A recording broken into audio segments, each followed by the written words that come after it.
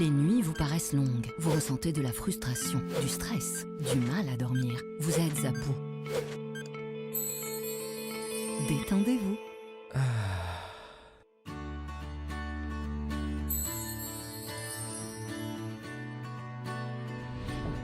Réduction du temps d'endormissement, diminution des réveils nocturnes, relaxation. Une bonne nuit, ce n'est plus un rêve. Ce produit est un complément alimentaire sans dépendance disponible en pharmacie. N'hésitez pas à demander conseil à votre pharmacien. Mérinal, notre priorité, la qualité. Pour bien s'entendre, il faut bien s'écouter. Rendez-vous sur M, la petite radio du Grand Maghreb. Radio M, le café presse politique.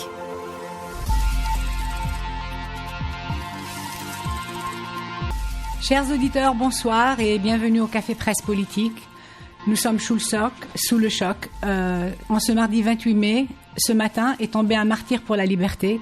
Kamel El-Din Fakhar est mort à l'hôpital de France Fanon à Blida. Il avait été transféré dans la nuit d'hier de l'hôpital de Ghardaya. Il était incarcéré et faisait une grève de la faim.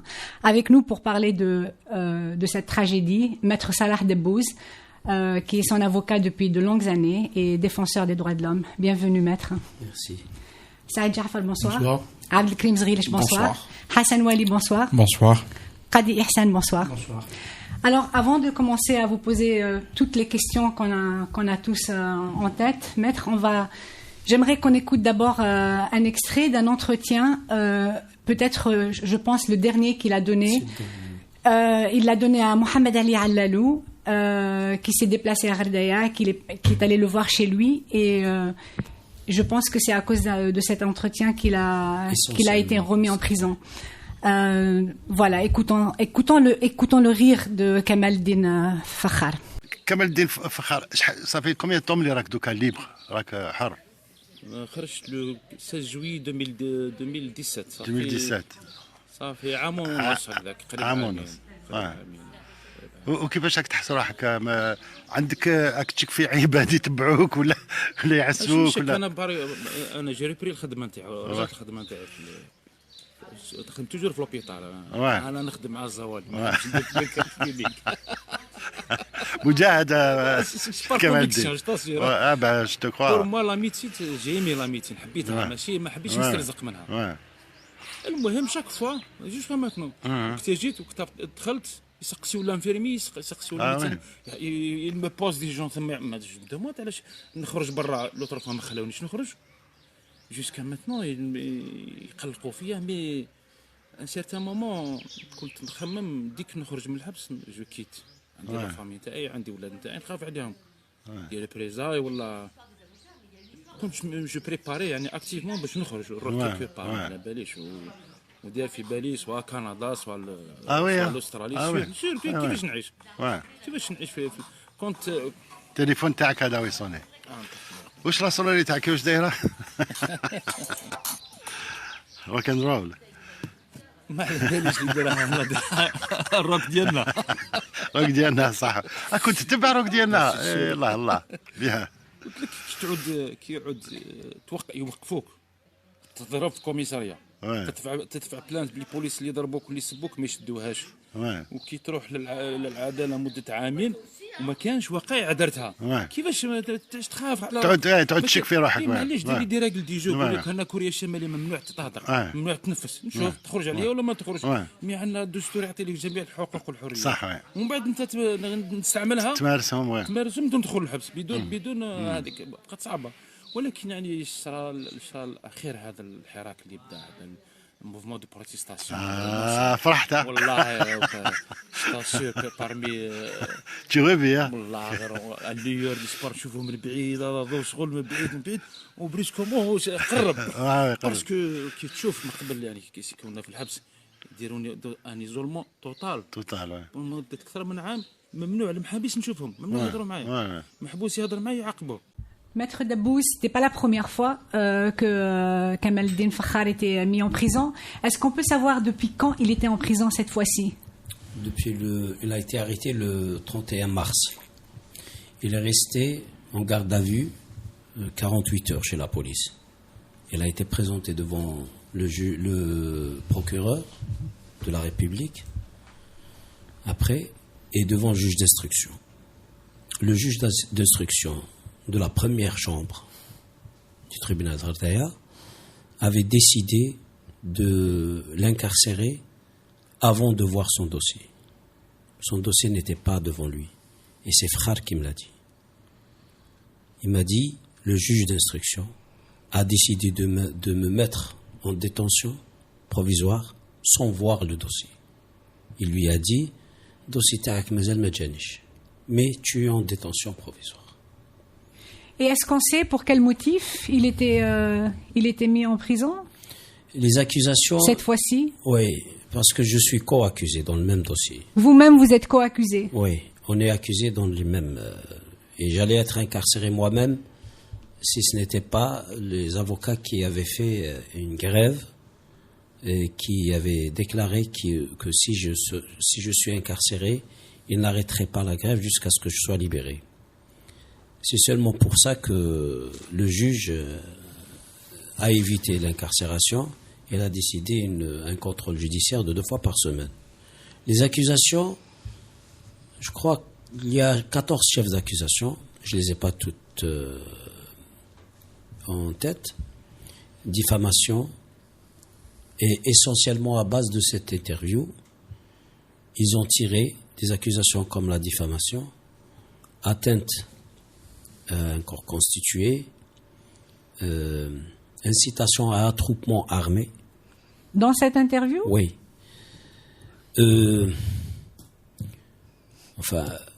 Plusieurs accusations, atteinte à l'unité nationale, etc. Donc ce pack d'accusations, on le sort à chaque fois qu'il y a quelqu'un qui s'exprime librement pour critiquer certaines autorités et que cette critique ne leur plaise pas. Donc ils pensent que quand on lance des poursuites et quand on met des gens en prison avant de les juger par cette politique de détention provisoire qui devient une règle générale maintenant en Algérie, ils pensent que ces gens-là peuvent avoir peur et peuvent se taire et ne plus critiquer les autorités et les pouvoirs publics. Ce qui est complètement faux parce que les gens comme Frère Kemeldine, ils sont prêts à mourir pour aller jusqu'au bout de leurs idées. Et ce n'est pas des paroles. Aujourd'hui, Frère a prouvé par sa combativité qui lui a coûté la vie que ce qu'il disait était vrai. Malheureusement, et pourtant, il a fallu qu'il soit mort pour comprendre. Même la mort de Frère, c'était un message très fort. Parce que Frère, dans cette interview, le message le plus fort qu'il lançait dans cette interview, c'était quoi? C'était la discrimination contre les Mouzabites par les autorités à Ardaya. Il l'a dit plusieurs fois, il a donné des exemples. Oui, il parle du racisme contre les Mouzabites. Exactement. Il parle de ce que les policiers lui ont dit quand ils l'ont arrêté la première fois. Exactement. Non, ils lui ont dit Mzabi ou t'hab tefhem. Ou t'hab tefhem, oui. Et ils l'ont tabassé. Moi, j'ai déposé une plainte en 2015. On n'a pas reçu de réponse. Le procureur général et le juge d'instruction ne l'ont même pas entendu à la base de cette plainte de 2015. Mais quand j'ai déposé une plainte contre le procureur général à Ardaya, c'est en moins de, je crois, 48 heures que le procureur m'a répondu que cette plainte est classée. Et quand j'ai déposé la même plainte chez le juge d'instruction, c'est en moins d'une semaine qu'il m'a répondu qu'il refuse d'ouvrir une information judiciaire. Donc il y a 2 nids de justice. C'est-à-dire vous ne pouvez pas vous plaindre contre les autorités parce que c'est eux qui décident. Mais en même temps, un procureur de la République ou un procureur général se donne le droit de s'autosaisir par rapport à un écrit ou une vidéo qui ne lui plaît pas et former des plaintes très graves qui peuvent mener à la peine de mort Ce n'est pas le cas aujourd'hui, mais dans le dossier de 2015, il y avait 5 chefs d'accusation contre Fakhar qui pouvaient lui coûter la vie par une peine de mort ou par Il parle dans cette interview d'autres détenus. Il parle D'ailleurs, c'est une interview que j'encourage tout le monde à regarder. C'est sur la page Facebook de Mohamed Ali Al-Lalou. Il est très détendu. C'est un entretien très joyeux presque. Ils rigolent ensemble. C'est très personnel. Il parle de la Silmiya, et il dit, j'espère que ça va rester Silmiya. Il le dit à Mohamed. Et il parle des détenus. Il a à cœur de parler des détenus qui allaient avoir leur procès le lendemain de cet entretien, des conditions dans lesquelles ça se passe, etc. Et de ces sentences qui peuvent leur tomber dessus de manière... Est-ce qu'on peut en revenir à ce qui s'est passé? Est-ce qu'on connaît les causes du décès de Kamal el-Din Fakhar? Moi, je sais qu'il a été très mal pris en charge. Parce que pendant 3 semaines, je faisais des vidéos pour dire que quand j'allais les voir dans le pavillon carcéral de l'hôpital de Ardea, d'abord je trouvais des conditions d'hygiène dégradantes. C'est-à-dire il y avait des saletés par terre, il y avait des insectes par terre. Ensuite, il n'y avait aucun moyen de confort. Il n'y avait ni télé, ni radio, ni journal, ni rien du tout. Il y avait 2 lits. C'est tout. Et puis, quand ils demandaient un médecin aux gardiens qui les gardaient, quand ils leur disaient... Parce que au bout d'un temps... je ne sais pas s'ils ont attrapé un microbe ou je ne sais pas quoi, ils avaient des crises. Et moi, j'ai vu Fakhar en crise la 2e fois que je suis allé leur rendre visite. Il tremblait, il avait de la fièvre, des maux de tête, et ça a duré plus d'une demi-heure. Et il criait, ramenez-moi un médecin, ramenez un médecin. Ils ne lui ont pas ramené de médecin. Jusqu'après une demi-heure, il y a une dame, un médecin, qui est venue. Elle lui a touché le front, elle lui a touché la main comme ça, elle lui a touché le pied, et puis elle est repartie. Elle n'a même pas communiqué avec lui. Et donc, Maître Debbouze, il était hospitalisé depuis combien de temps? Est-ce que c'était à cause de la grève de la faim qu'il a entamée? Ils ont été en grève de la faim, ils les ont enfermés dans une pièce de 2 mètres carrés, ils leur ont donné juste 2 couvertures. Et dans cette pièce, c'était des toilettes. C'est-à-dire, au bout de la pièce, il y avait une cuvette turque. Et ils m'ont dit que quand c'est sur la cuvette qu'ils tombent. Les 2 étaient enfermés dans une pièce de 2 mètres carrés. Haj Brahim Ouf. Le deuxième Haj Brahim Ouf, un qui est toujours en prison. Qui est toujours en prison. Et Fakhar, c'est dans cette pièce qu'ils ont dû avoir attrapé une infection, peut-être, je ne sais pas, un microbe ou un virus, je ne sais pas quoi. Ils ont été transférés vers... l'infirmerie de l'hôpital. Ils sont restés 10 jours sans traitement. C'est quand Fakhar a menacé le médecin de la prison de poursuite parce que son état de santé ne cesse de se dégrader, il risque gros, il faut qu'il soit pris en charge convenablement, qu'elle a ordonné son transfert à l'hôpital. Ils étaient dans l'infirmerie de la prison. De la prison, oui. Donc après, ils ont été transférés vers le pavillon carcéral de l'hôpital de Ardea. Et là, ils étaient très mal pris en charge. Il y avait une prise en charge. C'est-à-dire que ce qui est désolant, des médecins et des infirmiers qui les traitaient comme des prisonniers et non pas comme des malades. Fakhar m'avait dit la dernière fois, c'était mercredi passé, quand je suis passé voir Ouf, et par l'occasion, parce que moi j'ai un permis de communiquer pour voir juste Ouf, mais pas Fakhar. Donc ils l'ont laissé cette fois, ils l'ont laissé à côté de Ouf. Je pouvais lui parler, mais il était endormi. Et quand il s'est réveillé, il me regardait comme ça en souriant, il m'avait dit 2 choses. Il m'avait dit, il m'a raconté qu'un médecin est venu le voir. Il l'avait demandé de communiquer avec ce médecin. Il lui avait dit, je vais vous expliquer quelque chose parce que moi je suis médecin. Le médecin lui avait dit, ne me parlez pas. Donc il lui a interdit de lui parler. Il a juste... C'est ce que Fakhar m'a raconté. Puis après, qu'est-ce qu'il m'a dit? Et avec un petit sourire, il m'a dit, tu vois, Saleh, ils ont programmé ma mort, ils sont en train de me tuer. Et donc, moi je dis que Fakhar est mort en prison parce qu'il était très mal pris en charge par le corps médical. et paramédicale. Je veux juste une chose. Vous avez parlé de l'interview donnée à Mohamed Ali Allalou. Il faut préciser que cette interview a été donnée le 25 mars. Parce que si vous allez dans la page de Mohamed Ali Allalou, il faut chercher la date pour tomber sur l'interview. La veille du procès de 2 détenus, Mouzabit, j'ai plaidé leur cause, qui s'appelle Khiyat Idriss et Tishabat Nourdin. Je crois que Tishabat Nourdin est en grève de la faim, lui aussi, à Mnia. On l'a complètement oublié, celui-là. Ils ont été accusés d'avoir tué un monsieur qui s'appelle Allot Omar, l'Ahmou. Et seulement, je vais essayer d'être très bref, c'est exactement la même affaire que celle de Babenjar Mohamed.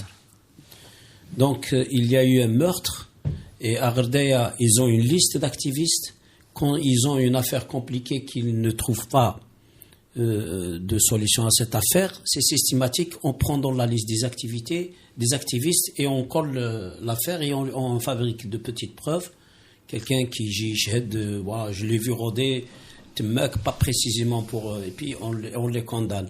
Babenjar est condamné à vie par un faux témoignage, seulement un gamin qui a dit que je l'ai vu 3 jours avant le meurtre, c'est tout.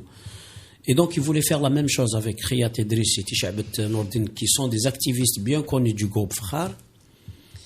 Seulement, juste avant qu'ils soient jugés, il y a eu un monsieur, un jeune adolescent, qui a avoué à quelqu'un d'avoir tué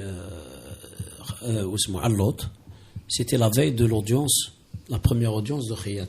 Donc, ils ont ouvert une autre enquête et ils ont pris un autre groupe qui n'avait rien à voir avec Khiyat et Tishabat.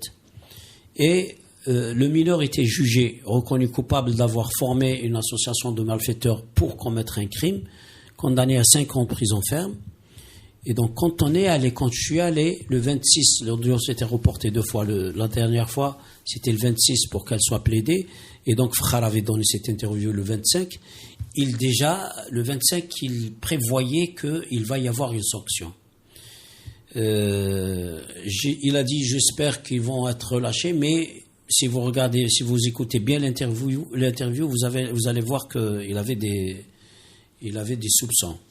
Quand on est allé plaider, j'ai apporté la preuve qu'ils sont innocents du meurtre. Il faut dire que le tribunal criminel a refusé d'appeler les assesseurs parce qu'il a considéré une des accusations comme faisant partie de terrorisme. Donc, il a refusé d'appeler les assesseurs. Et on a contesté. Bon, mais puisqu'on a la preuve de leur innocence, on s'est dit, mais allez, on va plaider, ils vont être libérés. Quand on a présenté la preuve de leur innocence, alors que normalement c'est le parquet qui devait apporter la preuve de leur culpabilité, le tribunal s'est retiré. Après délibération, ils ont décidé que c'est vrai qu'ils sont innocents du meurtre, mais ils sont coupables d'avoir propagé la terreur, qui est une accusation liée au meurtre, et donc ils sont condamnés à 10 ans de prison ferme. Ils croupissent maintenant en prison. Alors, on a tous critiqué cette décision. Fakhar, moi, Ouf, enfin, beaucoup de gens ont critiqué cette décision. Et c'est l'une des autres raisons qui nous a coûté la poursuite à 7 personnes dans Fakhar et Ouf. Il y a moi, Msbah Hammou, Dedinou Nourdin,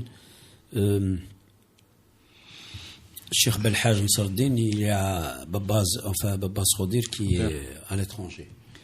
Donc, Maître Debbouze, vous êtes harcelé par les autorités de Gherdaya de manière constante, et là vous êtes obligé d'aller, vous nous avez appris que vous allez 2 fois par semaine, 3 fois par semaine. Je dois signer 3 fois par semaine. Alors vous partez d'ici, d'Alger, pour aller à Gherdaya signer pour le contrôle judiciaire. Je réside et je travaille ici.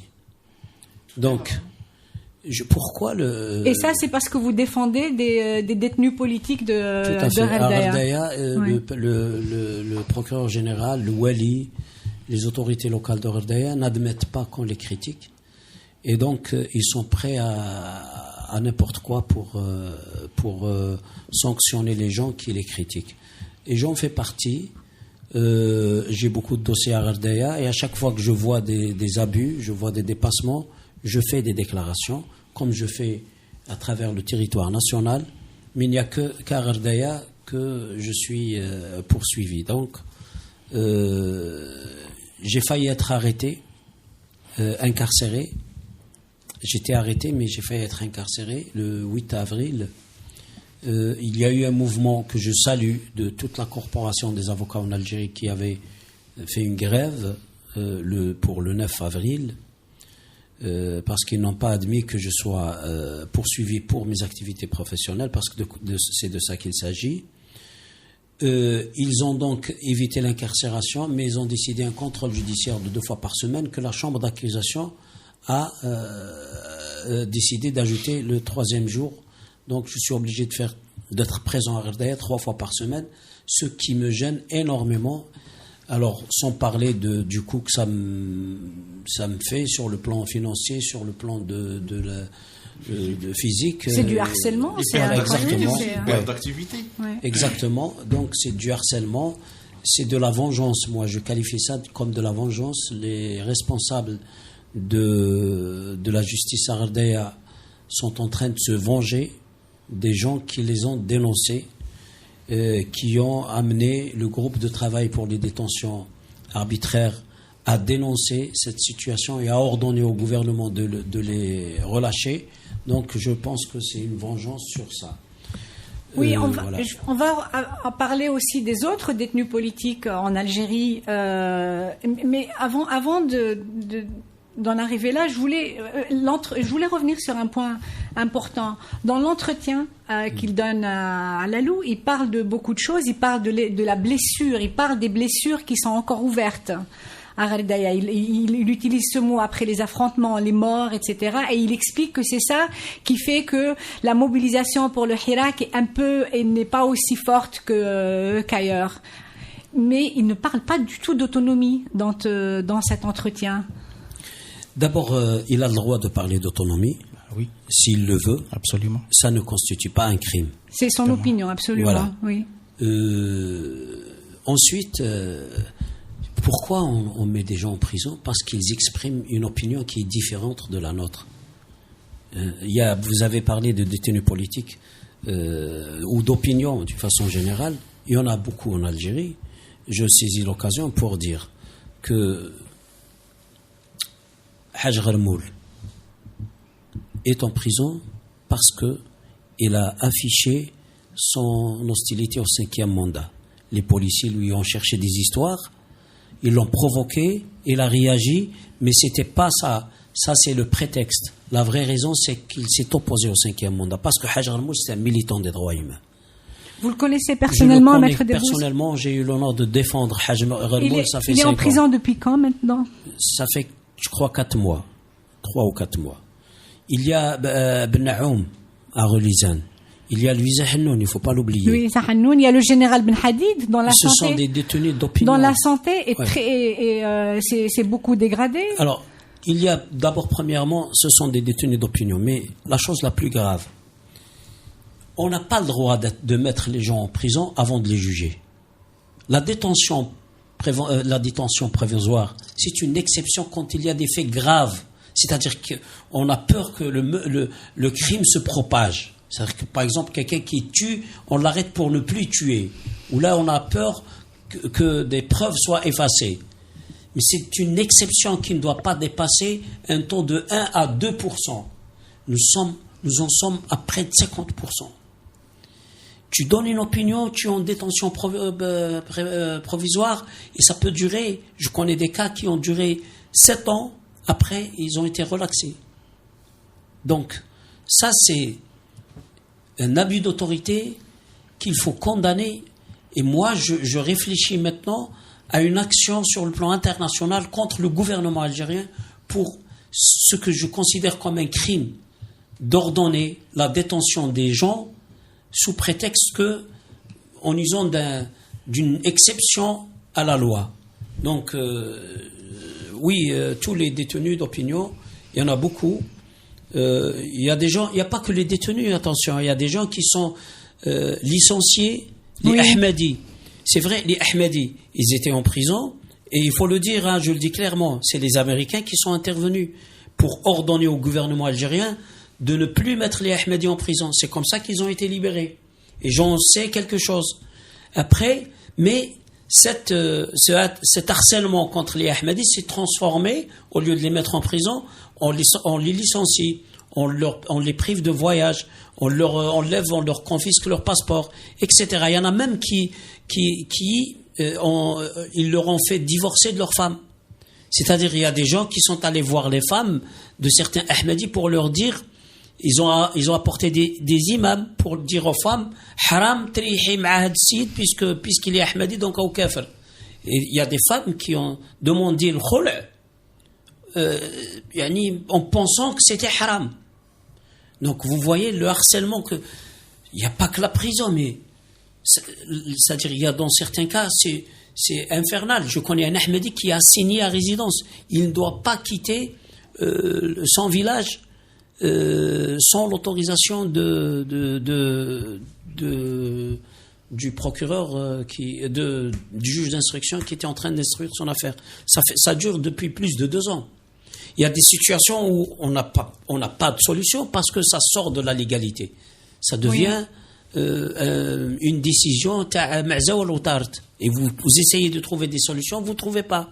C'est-à-dire quand vous allez voir le juge, quand vous allez voir le procureur, il vous dit c'est pas prévu dans la loi, cette situation elle est comme ça, mais on n'y peut rien. Après on verra. Donc c'est vraiment affreux. Et pour Kamal Din Fakhar, maître Dabbouz, vous avez dans un entretien à TSA ce matin, vous avez parlé du souhait de la famille de l'enterrer selon ses vœux à Alger. Il aurait émis ce vœu-là, et le fait que les autorités judiciaires voulaient quand même le transférer à Ghardaya. Est-ce qu'on en sait plus maintenant? La famille a décidé qu'il soit enterré à Alger. La famille. Et Fakhar a émis ce vœu. Il me l'a dit à moi 2 fois. Une fois en plaisantant, mais c'était quand même... il a exprimé ça clairement. Il m'a dit, quand j'ai vu des policiers saccager le cimetière à Saïd, là où mes ancêtres sont enterrés, c'est la première fois que j'ai pensé à demander à ne pas être enterré à Houmza parce que ils peuvent saccager ma tombe. Les morts ne sont pas tranquilles. Et donc, je pense qu'il vaut mieux que je sois enterré ailleurs pour que je repose en paix, si jamais je meurs. Il me l'a dit une fois. Une deuxième fois, il m'a dit, je vais demander à ma famille que là où je suis mort, que je sois enterré. Et donc, il est mort à Blida. La famille a choisi qu'il soit enterré à Alger, dans le cimetière de Ibadit de l'Alia. Et c'est donc là qu'il sera enterré? Il sera enterré au cimetière Ibadit de l'Alia.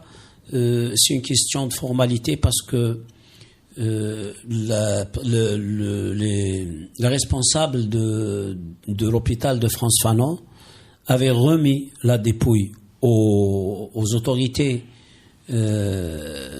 C'était la gendarmerie qui l'avait emmené donc ils leur ont remis la dépouille et la gendarmerie a transféré la dépouille à Ghardaya pour la remettre aux autorités judiciaires de Ghardaya, lesquelles autorités doivent la remettre à la famille. Et donc la famille a décidé de la ramener encore une fois à Alger pour qu'il soit enterré à l'Alia. Bon, maintenant, quand, je ne sais pas, peut-être ça sera jeudi, je ne sais pas, à confirmer. Avant de passer à la deuxième partie, j'aimerais qu'on écoute un autre extrait de l'entretien qu'a donné Kamal El Din Fakhar à Mohamed Ali Allalou, et on parlera en deuxième partie des autres détenus politiques, de la situation des libertés qui ne s'est pas améliorée, y compris avec le Hirak, et de ce qu'on pourrait faire pour libérer tous ces détenus. Shahrazad, est-ce qu'on pourrait écouter cet extrait? نعطيك ان اكزامبل هنا في غردايه، علاش الناس مازالت ما امنتش باللي صرا. وغدوه كاين زوج يتحاكموا، خياط ادريس وتشعب نور الدين. علاش؟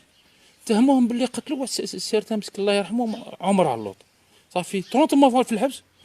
يا اوكين بروف باسكو لافوكان تاعهم صاحبنا دبوز وبوشاش. ما عندهم اوكين بروف عليهم.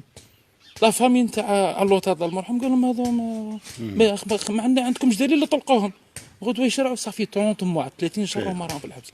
بور لو ميم دوسي ان جون كي تقتل هذا المسكين هذا علوط تقتل دون دي كونديسيون ميستيريوز ما كانش دي تيموا كيما لافير تاع بابا نجار سي لا ميم شوف.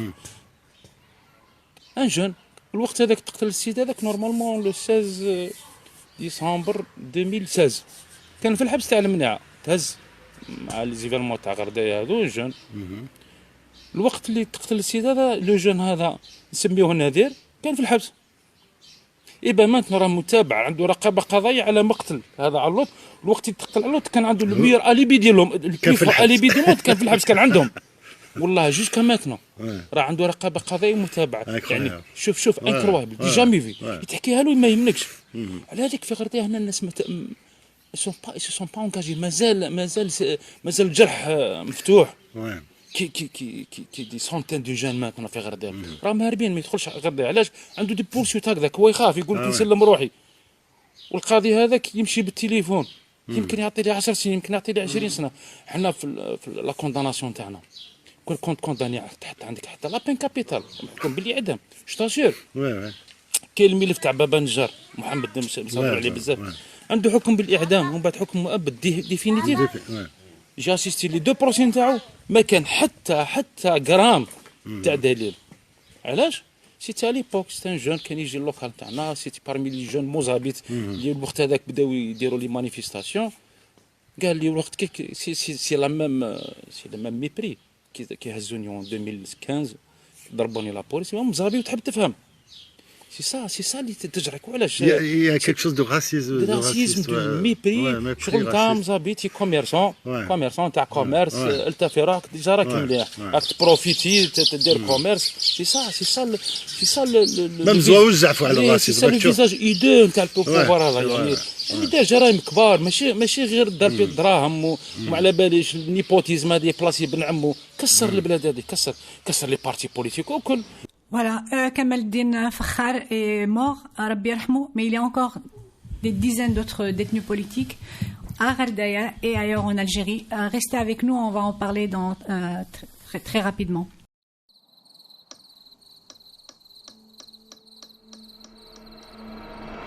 Les nuits vous paraissent longues, vous ressentez de la frustration, du stress, du mal à dormir, vous êtes à bout. Détendez-vous.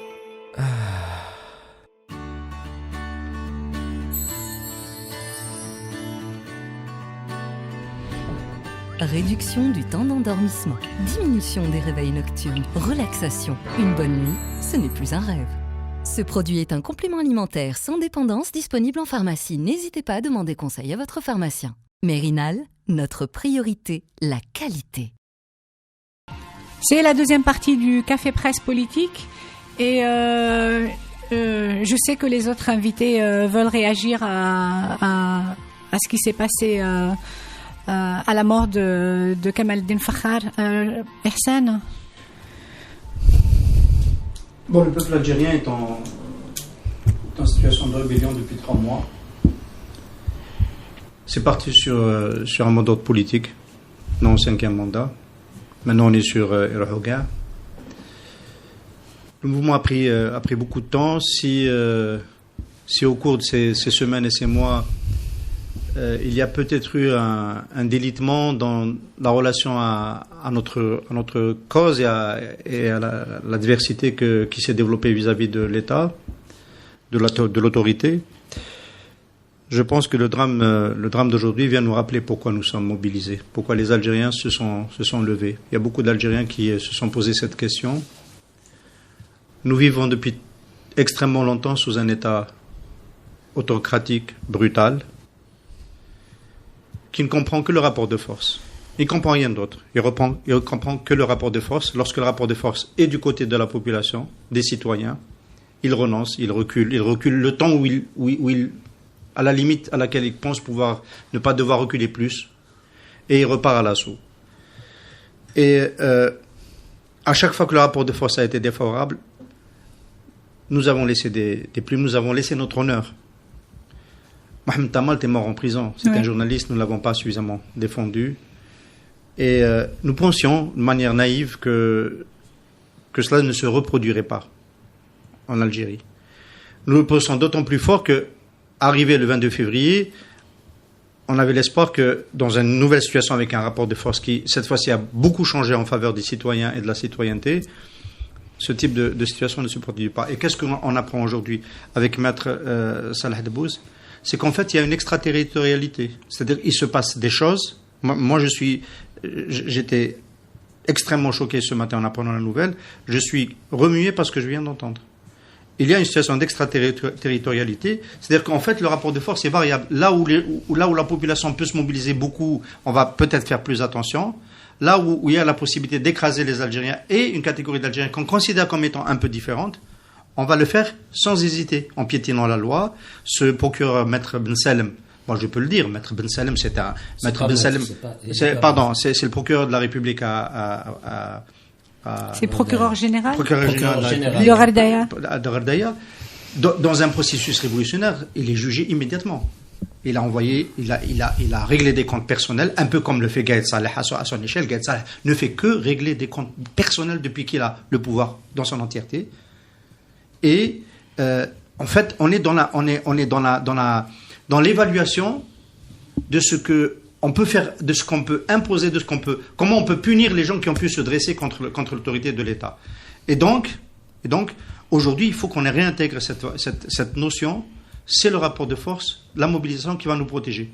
Avec l'idée peut-être qu'on puisse comprendre que l'aspiration populaire vers un État de droit, un État des libertés, un État qui nous protège contre les exactions de l'administration de la justice, on l'a vu trop belle, trop vite, la justice.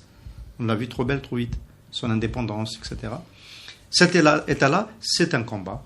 Et malheureusement, c'est un combat qui va prendre peut-être les meilleurs d'entre nous avant qu'il ne débouche. Mais c'est pas la preuve, justement, que rien n'a changé. C'est-à-dire, c'est toutes ces détentions arbitraires, ce mort, ces nouveaux détenus politiques qui sont arrivés les derniers mois. Saïd. On a une preuve tragique que le système est toujours en place. C'est-à-dire, c'est tellement évident. Moi, le témoignage me perturbe. Je suis vraiment, c'est accablant ce qu'on vient d'entendre. C'est une machine à écraser les individus, à les pousser à bout. Et ça donne encore plus, à mon avis, de nécessité de poursuivre ce mouvement révolutionnaire, de l'ancrer, d'exiger réellement le départ de ce système. Le discours qu'on est en train de nous faire sur la Constitution, etc., c'est aberrant. C'est quoi la Constitution qu'on entend des gens arrêtés pour rien et qui sont mis en prison, qui sont mis dans une situation où ils n'ont pas le soin nécessaire. C'était des pensionnaires de la justice algérienne. Elle était responsables de leur état de santé. Aujourd'hui, qu'est-ce qu'ils vont en sortir comme argument? Moi, je sais qu'à l'intérieur, on les voit dans les réseaux sociaux, leur doubeb en disant il s'est suicidé, c'est un type du MAC, etc. C'est absurde. C'est un individu, c'est un Algérien qui se fait écraser pour une interview où, moi, je connais le parcours de Fakhar. C'est une interview merveilleuse. Il est détendu. Il fait même une sorte de bilan où il remet en cause certaines de ses positions. Il fait une synthèse. Il est totalement en osmose avec l'Algérie et on vient l'arrêter pour ça. Et ce serait ça la base du dossier. C'est aberrant. C'est effrayant et c'est pour ça qu'il faut se mobiliser encore plus. Et au passage, j'aimerais bien que tous nos amis qui sont sur les réseaux sociaux arrêtent de s'accabler, de dire nous sommes responsables. Non, les responsables, c'est le juge d'instruction qui l'a mis en prison, c'est le système judiciaire qui l'a écrasé, ce n'est pas nous. On n'est pas responsables. Nous essayons, par nos moyens, de nous doter de structures, des anticorps, et pour que ces choses-là n'arrivent pas. Il faut arrêter d'intégrer une sorte de syndrome de Stockholm. On a un système qui tue, on dit c'est nous les responsables. On n'est pas responsables, c'est le juge qui l'a mis en prison qui est responsable. Il faut toujours situer les responsabilités de manière précise et éviter les généralisations qui diluent. C'est pas vrai. Il y a ce qui s'est passé à Gherdaya. Le témoignage de Maître Debbouze, moi, il est tellement tellement fait sur un ton de neutralité qui m'époustoufle. C'est le procureur, le wali, etc. Ces gens-là ne doivent pas rester une minute de plus là-bas. C'est incroyable. C'est scandaleux. Merci Saïd, merci de rappeler aussi cette histoire de responsabilité. Ça paralyse en plus, ça nous empêche de réfléchir, ça nous culpabilise, de réfléchir à comment nous mobiliser encore plus pour ceux qui sont encore en détention. Abdelkrim, toi tu étais détenu il y a pas si longtemps non plus. Pourquoi tu n'as pas fait la grève de la faim? Je sais pas, franchement, je sais pas. Mais non, la question n'est pas là de toute façon. C'est ça, on a l'impression d'écouter quelqu'un qui parle d'une autre Algérie. C'est pas tout le monde qui est conscient de ça en réalité. Ça, on a l'impression de parler d'un pays qui est à côté ou c'est pas normal aussi qu'un procureur puisse avoir autant de pouvoir, autant de droits.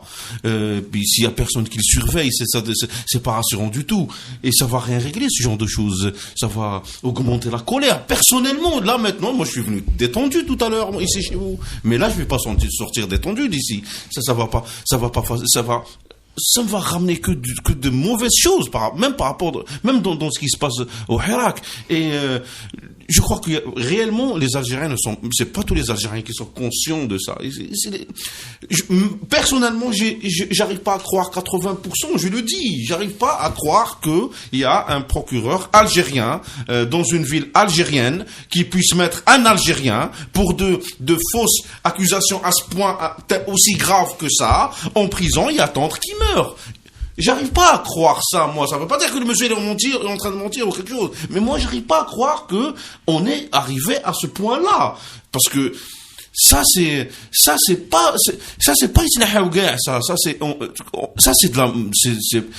malsain. Ça c'est malsain. On peut pas enlever ça. Il faut liquider ça. Donc franchement, j'arrive pas à croire que je me dis que peut-être ce monsieur a fait quelque chose au fond, peut-être il a fait quelque chose, peut-être, je sais pas moi, je suis pas très informé sur, mais réellement si c'est ça, c'est un constat réel, tout est vrai ou réellement ça s'est passé comme ça. Ben oui, Ben Hadid, il a écrit une lettre, comme dit Khadir Sen. C'est vraiment pour une lettre, et cette lettre, elle est absolument magnifique. Moi, je l'ai lue, je n'en revenais pas. C'est une lettre. C'est désespérant. Il a été interrogé. Son avocat, Maître Micheli, a raconté à TSA qu'il avait été interrogé. Ils sont venus chez lui, la sécurité, ils l'ont interrogé sur la lettre. Toutes les questions étaient sur cette lettre. Et quelques jours après, il est envoyé en détention préventive. Hassan, on t'a pas encore entendu. Est-ce que tu as connu Farhad? Oui, moi je voudrais parler essentiellement de Kemeldine Fakhar ce soir. Parce que le Kemeldine Fakhar, c'est la crise algérienne. Le Mzab, c'est la crise du Mzab, mais c'est aussi l'expression de la crise la plus profonde de cette société, de l'État et de l'Algérie de manière générale. Moi, je pense que le fond du problème est avant tout politique à Ghardaya. Mais sur lequel après s'est greffé d'autres problèmes sociaux, culturels, le foncier, et puis on a à intervalles réguliers il y a des explosions de violence avec comme carburant on mobilise la question je dirais pas ethnique mais pour des raisons de différence de rites religieux il y a les ibadites, les mozabites, il y a en face ce qu'on appelle les Shahamba et l'organisation de la vie à Ghardaya. Il faut visiter Ghardaya tel que c'est conçu l'organisation là-bas, sociologique, démographique. Ça rend la cohabitation fragile en tout cas. Et cette cohabitation fragile ça crée des tensions. Elle est alimentée par qui? Par des potentats locaux, par l'administration, par la police, par la justice, par la mafia locale, parce que il fallait quand même, et il faut le dire, parce que la région, c'est la route aussi du trafic de drogue. Ghardaya, c'est une région hyper organisée. Les 7 sortes de Ghardaya, et c'est une super structure politique et sociale qui rend impossible ce type de trafic. Donc il fallait créer des tensions. Comment briser cette organisation qui parce que Ghardaya, c'est quoi? C'est un modèle social autogéré. C'est une espèce d'autonomie. Il faut remonter un peu dans l'histoire. Moi, j'ai beaucoup travaillé sur ça en 2013, 2014, 2015. J'ai été chercher dans les archives. J'ai lu des reportages de révolution africaine. Ils racontaient des horreurs sur les Mozabites. Parce que Boumedienne, qu'est-ce qu'il disait des Mozabites? Il disait des Mozabites, c'est des bourgeois réactionnaires. Comme s'ils n'ont pas fait la guerre. Comme ça, ils n'ont pas résisté. Alors que Cheikh Biot, c'est lui qui a défendu qui s'est opposé à ce qu'on sépare le Sahara du reste de l'Algérie. On le dépasse parce que Boumedienne a fait exiler Moufdi Zakaria. Et ça reste dans l'esprit des Mozabites. Quand on trouve dans l'administration locale, dans les services publics à Ghardaya, qui est sociologiquement la population la plus importante, c'est les Mozabites. Ils sont 3% dans les administrations. Dans les services publics, il y a 3% de la population des fonctionnaires et Mozabites. Mais Hassan, dans cet entretien, justement, et c'est ce que... Non, mais j'arrive à comment... Il est complètement... C'est un Algérien qui parle de l'espoir. Je dis, non, mais attends, j'en arrive, je réponds à cette question. Et c'est pour ça que je commençais par dire, c'est l'expression de la crise algérienne. Kemal Din Fkhar est un cas algérien, est un cas de la crise algérienne. Et Kemal Din Fkhar, c'est qui? Il fait ses études à Stif, parce que son père était commerçant là-bas. Il finit sa scolarité, il sort avec un diplôme de médecin, et il revient, il s'installe à Ghardaya, et il travaille. Il est médecin. Il est médecin, et petit à petit, il travaille à l'hôpital de Ghardaya. Il s'est impliqué dans la vie associative et sociale, et puis petit à petit, il prend conscience d'un certain nombre de choses qui n'allaient pas. Parce que il découvre que les notabilités ne sont pas l'émanation de la volonté de la population de là-bas. On les impose comme on les a imposés ailleurs, mais sous d'autres formes dans d'autres régions du pays. Et Kemal Din Fkhar, 97, il fait une liste politique, candidat aux élections locales. Une liste indépendante. Et c'est le RND qui gagne à coup de fraude massive la PC. Et Kemal, ça l'a enragé. Kemal et des camarades à lui. Et qu'est-ce qu'il fait? Une année après, il rejoint le FFS. Avec d'autres camarades à lui, Hamoum Sbah, Mohamed Jilmami, ils sont brillantissimes. C'est des gens, Ghardaya, moi, ce que je dis, il faut mouzabiser l'Algérie, parce que c'est un modèle d'organisation efficace. Et c'est une région qui sacralise la science, le savoir. C'est extraordinaire. Ils font de la politique. Et ça commence à poser problème pour les barons locaux, mais aussi au sommet. Comment se fait-il que les Mozabites commencent à faire de la politique? Et quand ils font de la politique, ils font chez le parti de l'opposition. Ça pose problème.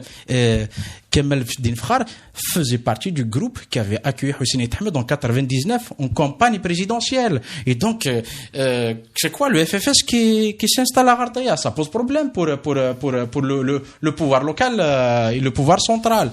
Et il fait une liste FFS en 2002. Pour la première fois, le FFS, il envoie des élus à l'APC.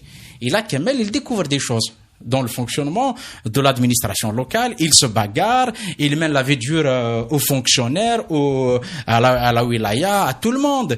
Et commence à devenir un leader local. Et Ahmed, il voit en lui quelqu'un qui monte, donc il le prend en charge politiquement. Et 2004, il se passe quelque chose. On harcèle les commerçants. On envoie ce qu'on appelle des brigades de répression de la fraude et tout, mais c'est un harcèlement des commerçants. Il fallait briser aussi des commerçants là-bas. Et Kemal Din Fkhar, ils organisent la grève, on les arrête. On arrête Hamoum Sbah, Mohamed Jilmami. Kemal Din Fkhar se fait arrêter de manière hollywoodienne en 2004 à Ain Benyan. Il vient assister au meeting le 1er novembre. Meeting d'Ait Ahmed, de Mahri, de Hamrouch. Il était à la tribune avec eux. Et les gens sortent. Il était modérateur, exactement. Il était modérateur. Il sort de là-bas, il se fait arrêter de façon hollywoodienne. Et on pouvait rien, on pouvait même pas, les gens ne pouvaient. Ait Ahmed qui était là, Mary qui était là, Hamrouch qui était là, il ne pouvait rien. On l'a arrêté comme un criminel. Et puis on l'arrête de Ain Benyan pour le transférer à Ghardaya. C'est un calvaire. À chaque wilaya change de la police et ainsi de suite. C'est vraiment. Et c'est vrai que son affaire a fait le tour du monde. Ait Ahmed a médiatisé, il a sensibilisé même les instances internationales. Mais Kemal Din Fkhar fait un tour à la prison. Il passe 6 mois en tout. Un groupe de militants. Et Kemal Din Fkhar, militant politique, il voit les conditions carcérales. Et quand il sort de prison, il commence à s'intéresser à la question des détenus, la question des droits de l'homme. Et c'est comme ça qu'il va créer la section locale de la LADDH et qui fait un travail extraordinaire sur la question des droits de l'homme. Il évolue après avec le FFS, ça s'est mal terminé, il quitte le FFS, entre guillemets, je dirais qu'il radicalise un petit peu son discours, il recentre un peu son combat sur la question identitaire, sur la question du Mzab, sur la nécessité de reconnaître leur été ibadite, mais il est resté à chaque fois dans un cadre pacifique. Il n'a jamais été violent, il n'a jamais été porteur d'un discours violent, jamais incité à la violence. Et ceux qui connaissent le Mzab, on sait quelque chose sur le pacifisme légendaire de cette population. Et qu'est-ce qui se passe après?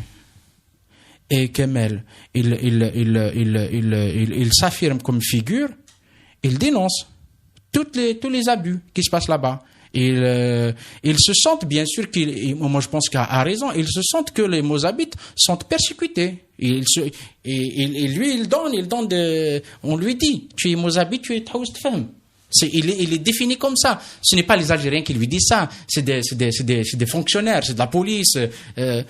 Et arrivent les événements tragiques 2013, 2014, 2015. Et moi j'ai été sur place.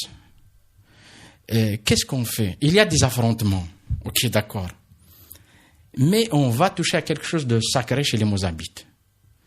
Et c'est parti d'une mosquée tenue par des groupes salafistes radicaux qui disaient, vous voulez blesser les Mozabites, allez casser les cimetières.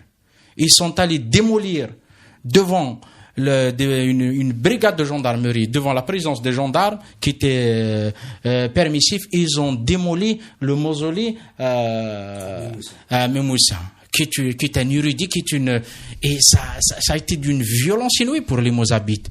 Et qu'est-ce qui se passe après? On arrête Kamel Din Fakhar. On l'arrête juillet 2015. Mais comment on l'arrête d'abord? C'est là le Premier ministre.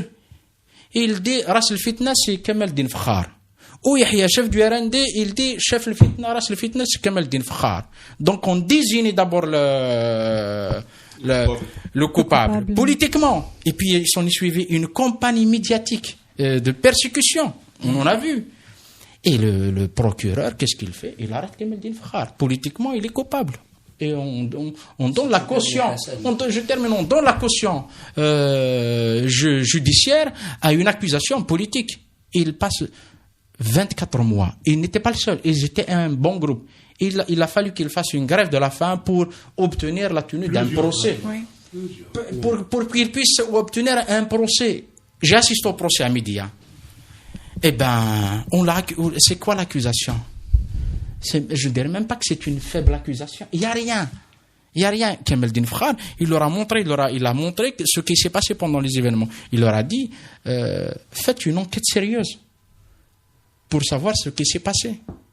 Non pas pour juger les coupables, mais pour dire aux Algériens, on n'en veut plus de ça. D'ailleurs, dans l'interview, il parle même pas de rendre des comptes. Non, il a dit juste, moi je l'avais interviewé à la sortie. C'est incroyable. Le jour il demande même pas de compte. Non, le jour de sa sortie de prison, je le rencontre, je lui fais une interview. Il dit, je demande aux personnalités nationales de s'intéresser à la question, d'y aller voir sur place ce qui se passe. Non pas pour juger, non pas pour condamner, pour éviter ce que ça ne se reproduit plus. Oui. Et Kamel, il compte quelqu'un qui passe quand même, en plus des périodes d'incarcération, il subit un harcèlement judiciaire, un harcèlement policier, il est intimidé, il est surveillé, on l'empêche de travailler, et ses amis sont persécutés, ils sont arrêtés, ils sont envoyés en prison. Donc c'est tout ça qui fait qu'aujourd'hui, Kamel arrive 2019, oui. Et il finit de manière tragique. Oui. Il le dit dans l'interview, c'est extraordinaire.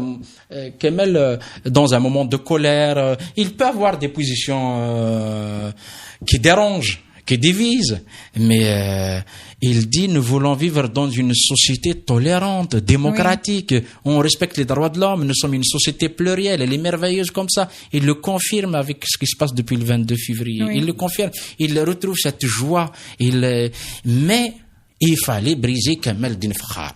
Oui. Parce que Kamel Din Fakhar, c'est celui qui a ramené les Mozabites à faire de la politique, c'est lui qui a implanté là-bas un parti politique qui est en opposition avec le pouvoir, celui qui installe là-bas une section de Ligue des droits de l'homme, parce que finalement, quand il fait ça, il invite les gens à se mobiliser autour des questions politiques nationales. Oui. C'est pas sur d'autres terrains. Et ça pose problème. Et c'est pour ça que Kamel Din Fakhar, il est arrêté. Kamel Din Fakhar, à chaque fois qu'il se fait arrêter, il se fait arrêter pour des raisons politiques. Kamel Din Fakhar était un détenu politique. Kamel Din Fakhar, il était un détenu d'opinion. Il est mort pour ses idées. On l'a laissé mourir pour ses idées. Je voudrais juste une précision, apporter une précision. Hassan, tu as dit que l'arrestation de Kamel Din Fakhar, parce que Yahya avait déclaré et Silla l'avait déclaré. Chauffe. Il y a eu un massacre le 7 juillet. À Al-Garara, 23 personnes étaient tuées en une seule nuit. Le 8 juillet, il y a eu une réunion entre Bouteflika, Sellal, Yahya, Tartag, qui ne s'est pas pris en photo, et Gaïd Saleh. Ils avaient décidé le thème. Ils se sont pris en photo, il n'y avait pas Tartag, les autres ils y étaient. Ils se sont pris en photo, ils ont fait un communiqué pour dire que cette réunion s'est tenue pour prendre des décisions concernant la situation à Ghardaya. Le 8, le même jour de cette réunion, le procureur général de Ghardaya, Hada Ben Salem, qui est toujours là, avait fait une note qu'il avait adressée au directeur de la sûreté, lui demandant d'arrêter Fakhar Kamel Din et toute personne se trouvant avec lui, sans les identifier. Et ils sont allés dans une mosquée de Fakhar. Il a construit, parce qu'il faut savoir que Fakhar avait construit une mosquée, et il faut savoir aussi que Fakhar appelle à un État laïque. Donc, dans la mosquée où il faisait la prière Tarawih, le 9 juillet, ils étaient Farrak'a al-Khamisa ou le Sadissa, où Dakhlolom fait la mosquée, des tirs de sommation, etc. Ils les ont tous embarqués. Voilà comment Fakhar a été arrêté. Et comment il a été libéré, c'est parce qu'on a saisi le groupe de l'ONU pour la détention arbitraire qui a ordonné au gouvernement algérien de le libérer. Il avait des affaires au niveau de la Cour suprême. Il faut savoir qu'une affaire posée devant la Cour suprême, elle prend minimum 1 année.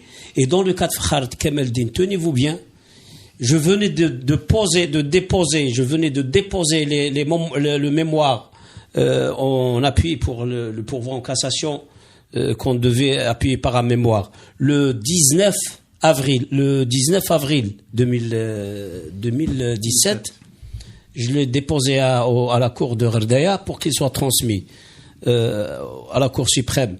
Le 27 avril 2017, le groupe de travail a rendu son avis qui disait qu'il faut que Fakhar soit libéré. Le même jour, le 27 avril, la Cour suprême avait tranché dans tous les dossiers de Fakhar Kamel Din. Et ils lui ont remis les décisions en main propre pour qu'il puisse être jugé le 24 mai 2017 et le 25 mai pour la deuxième affaire qui a pris du temps du 25 jusqu'au 29 mai pour qu'il soit libéré sous couverture d'un jugement. Fallait qu'il y ait un procès, ouais. Voilà comment il a été arrêté par une décision politique, et voilà comment il a été libéré par une décision du groupe de travail qui a obligé le gouvernement algérien de le relâcher. Je voulais juste apporter ces deux précisions. C'est une précision utile qui nous rappelle que nous avons un système qui fait plus attention à ce qui se dit de l'extérieur qu'à ce que se dit par les Algériens. Et c'est aux Algériens aujourd'hui de s'organiser pour que c'est leur voix qui décide, sans attendre qu'il y ait une ingérence, une intervention étrangère pour régler ces histoires-là. Mais alors justement, c'est une vraie interrogation pour moi. J'ai le sentiment, peut-être que je me trompe, mais qu'il n'y a pas véritablement une forte mobilisation au sein du Hirak par rapport aux détenus politiques, par rapport à toutes ces questions-là, par rapport, il y a Ramzi Yettou qui est mort, je sens pas qu'il est, laisse-moi terminer, Hassan. Ramzi Yettou, il est mort, je sens pas qu'il y a quelque chose de fort derrière pour dire, donnez-nous la vérité. Par rapport à cela, moi je pense que c'est effectivement dommageable. Il y a des ligues des droits de l'homme qui participent à toutes les coordinations, etc., mais on les sent un peu plus en retrait sur ces questions-là. C'est effectivement dommageable qu'il n'y ait pas de mobilisation sur ces cas-là, sur la vérité, sur qu'est-ce qui s'est passé, sur le suivi de cette affaire dramatique, etc. Pour libérer les détenus. Mais on peut, moi en tous les cas, je peux le comprendre. Je peux le comprendre parce que depuis le fin de février, nous sommes dans une phase de conquête avec des revendications avancées, dans lequel c'est vrai que les Ligues de droits de l'homme se sont engagées sur un agenda de revendications avancées, avec l'idée que nous réglons le problème du politique pour régler le problème du droit. Oui. Et tant que la démarche apportait des résultats, moi je comprends très bien que mes amis des Ligues des droits de l'homme, qui sont aujourd'hui la colonne vertébrale de la coordination qui est en train de construire une conférence nationale, préparer une conférence nationale de la société civile, qui va peut-être contribuer à régler la question du politique. Je peux comprendre qu'on donne la priorité à cette énergie-là parce qu'il y a une sorte d'aubaine historique qui fait que on va plus consacrer son énergie à cela. Mais ça, c'était vrai jusqu'à il y a quelque temps. Aujourd'hui, s'accumulent les arrestations. Moi, j'ai parlé d'arrestations politiques, y compris pour des personnalités clivantes, pour dire ces personnes méritent d'aller en prison, mais elles sont en prison pour d'autres choses que quelqu'un qui a fait une réunion, Louisa Hannoun, sur qu'est-ce qu'il faut faire avec Saïd Bouteflika, détenu politique.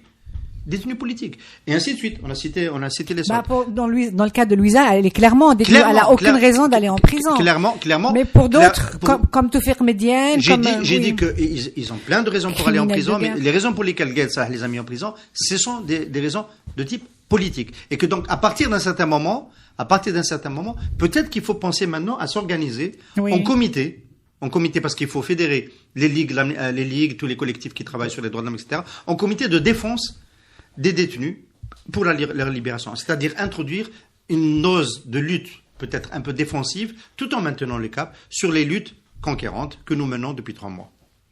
Hassan, tu voulais dire quelque chose? Je voulais dire le cas de Fakhar avant cette séquence tragique, c'est que on en a parlé quand il était en prison ici au CPP, mais il n'y avait pas à ce moment-là aussi une grande mobilisation. Il n'y avait pas une grande mobilisation. Il y a quelques poches, il y a quelques personnalités, les ligues et tout. Les avocats se déplaçaient régulièrement à Ghardaya. Mais sinon, il n'y avait pas une grande mobilisation. Salah, il y avait combien de journalistes au procès de Médéa? Il y avait 2 journalistes. 2 journalistes. C'est tout. Oui. À Médéa. Alors qu'on jugeait plus de 30 détenus. Dans une affaire où c'est grave, où c'est celle de Ghardaya. Oui, alors rappelons justement à ce propos qu'il y a encore un détenu qui est dans mauvais état de santé, qui était avec, Aouf, oui. Et Ibrahim Aouf, il a arrêté il a suspendu sa grève de la faim quand il a vu Fakhar presque dans le coma. Et il me l'a dit, mercredi passé, il m'a dit, j'ai décidé de suspendre ma grève, mais pour pouvoir prendre soin de Fakhar, parce qu'il n'y a personne qui peut prendre soin de lui, et moi je suis très faible si je reste en grève de la faim, donc je suis obligé d'arrêter pour m'occuper de lui. Il a donc arrêté sa grève de la faim. Je ne sais pas s'il est toujours dans le pavillon carcéral ou il a été transféré à la prison, mais je vous cache pas que j'étais angoissé aujourd'hui parce que si je pars ce soir à Ghardaya, je vais demander un permis de communiquer pour le voir. Je ne sais pas comment je vais... Oui. Je ne sais pas qu'est-ce que je vais lui dire. Peut-être qu'il le sait, mais même s'il le sait, je ne sais pas comment je vais parler avec lui parce que je ne vais pas jusqu'à dire que je culpabilise, mais je me sens impuissant. C'est-à-dire que je suis avocat, je suis militant des droits de l'homme, je préside maintenant quelque chose qui s'appelle l'Observatoire des droits et libertés pour l'Afrique du Nord. Ça m'apporte rien du tout. Quand je vois quelqu'un incarcéré d'une façon injuste et mourir, et je suis là, mais je peux rien faire, je me dis et puis son co-détenu qui est là, comment je vais lui dire moi demain qu'est-ce que je vais lui dire?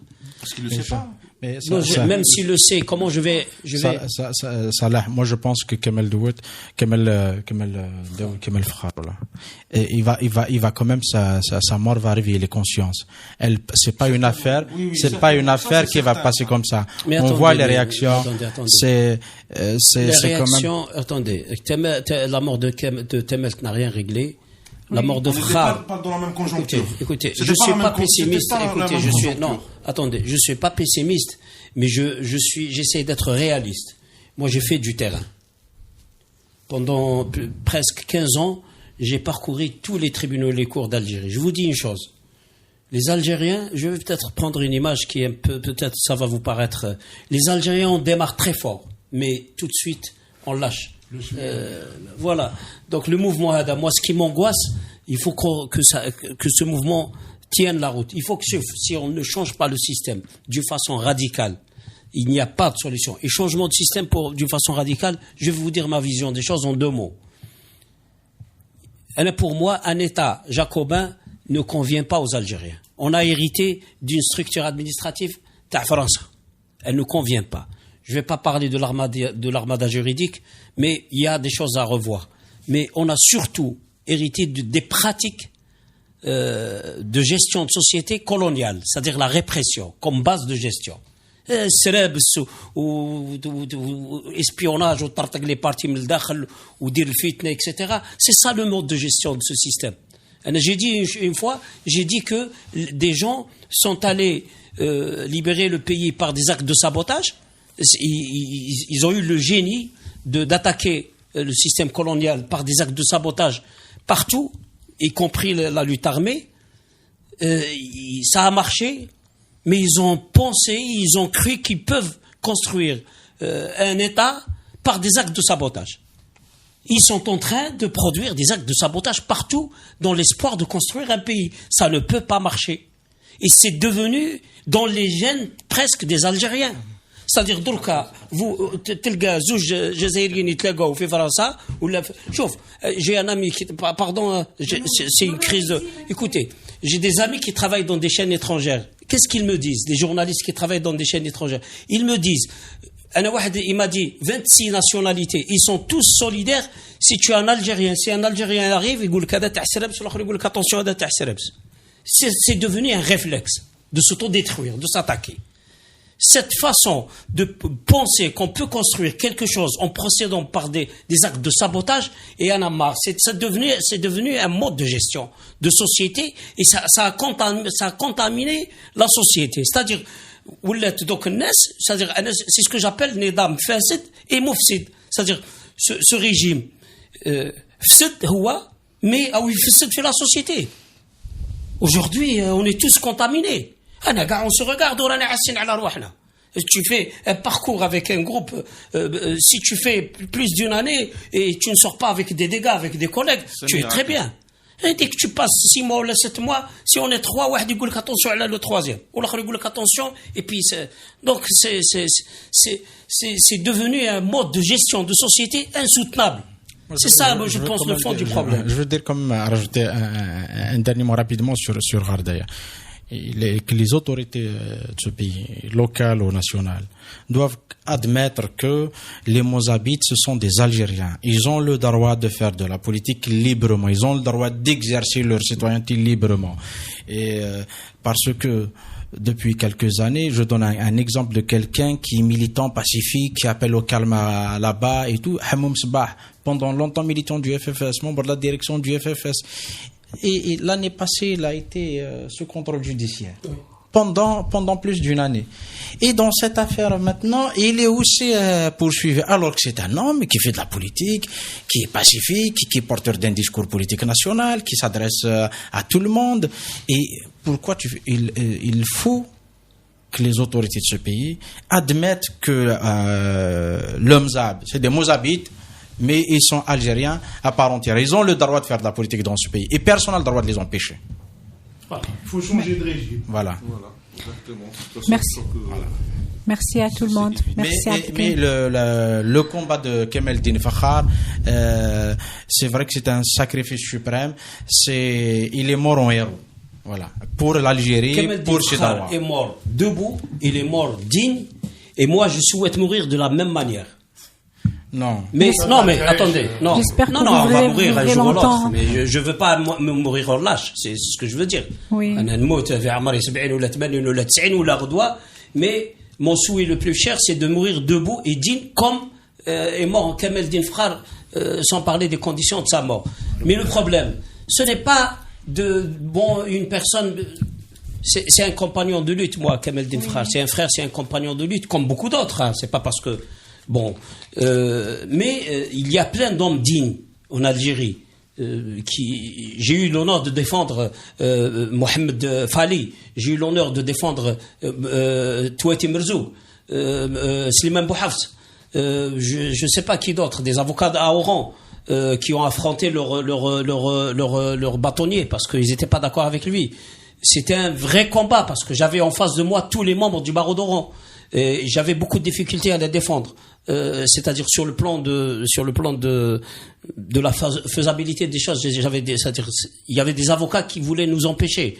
J'ai eu l'honneur de défendre une coiffeuse à Ardea qui n'avait pas droit à un avocat. Vous pouvez trouver sa vidéo dans ce compte rendu sur le procureur Ben Selm, celui qui a fait ce compte rendu, cette enquête, il a donné cette avocate comme exemple. Et vous pouvez, si vous regardez sa vidéo, vous allez découvrir quelque chose d'affreux, qu'on empêche un citoyen d'avoir un avocat. Cette dame, quand elle est venue me voir, elle m'a dit: maître, j'ai pas droit à un avocat. Les avocats m'interdisent à leurs confrères qu'ils me défendent. Et elle s'est présentée devant le juge toute seule. Moi, je l'ai défendue juste après, c'est-à-dire à la fin, je l'ai défendue. Elle s'est présentée devant le juge toute seule. Mais elle avait en face d'elle, c'est ce qu'elle décrit ça comme ça, un mur d'avocats. Un mur d'avocats contre une dame. Un mur d'avocats contre une dame. Et on fait des pressions contre les avocats pour les empêcher. Ça, c'est pas un système moi, quand je vois des choses comme ça, parfois je me dis que j'ai vu une fois une remarque de Qadi Ihsan. C'est vrai, parfois quand je vois des trucs comme ça, je me dis: qu'est-ce que je fais dans ce pays? Wallah al-Azim, cette énergie, vous développez une énergie sans compter pour un résultat. Subhanallah, vous pouvez servir ailleurs, subhanallah. On peut servir l'humanité ailleurs. Moi, je me considère citoyen universel, c'est pas.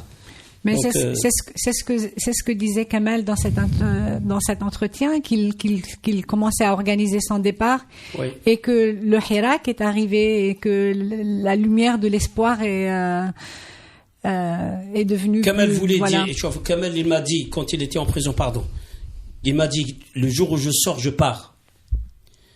Et il voulait partir, mais il ne pouvait pas partir parce que il voyait que les atteintes, vous savez, l'humiliation qu'a subi Kamel dans les prisons pendant toutes les périodes de sa détention, ça serait des choses qu'il n'a jamais racontées. Ils l'ont essayé de l'humilier comme jamais personne n'a été humilié, mais il voulait rester digne. Mais il ne pouvait pas quitter le Mzab. Parce qu'il faut savoir que Kamel, c'est un militant d'abord un militant des droits humains, mais un militant qui voulait défendre la communauté mozabite. Il ne pouvait pas, et je l'avais compris, je lui ai dit plusieurs fois: Kamel, ne reste pas ici. Il me dit: oui, je juste m'organiser un peu et puis je vais partir. Mais au fait, il se montait à lui-même, il ne pouvait pas partir parce qu'il n'était pas tranquille. Il ne voulait pas quitter le Mzab. Il se sentait un peu... Voilà, il voulait changer quelque chose. Il avait beaucoup d'espoir. Il a développé une grande énergie pour apporter quelque chose. Kamel, il était authentique. C'est pas Kamel n'a jamais été il n'a jamais été il disait ce qu'il pensait, c'est du cru. Et quand il pense quelque chose, il le dit directement. Et c'est pour ça qu'il est mort. Il est mort debout, digne. Et donc, voilà. Rabbi Rahmou, maître Salah Dabbouz, merci beaucoup d'être venu témoigner et nous dire tout ce que vous nous avez dit. Kamel Din Frère sera enterré à Alger, et donc pour les citoyens qui veulent savoir quand, vous allez l'annoncer certainement. Vous allez l'annoncer sur votre page. Je vais l'annoncer sur ma page. Je pense que ça peut être jeudi, mais j'attends que la famille me confirme. Merci beaucoup. Merci à tous les invités. Et probablement qu'il n'y aura pas de café presse politique mercredi prochain si c'est l'Aïd. Bonne soirée à tous.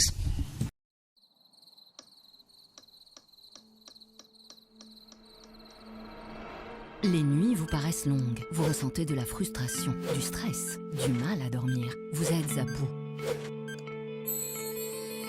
Détendez-vous.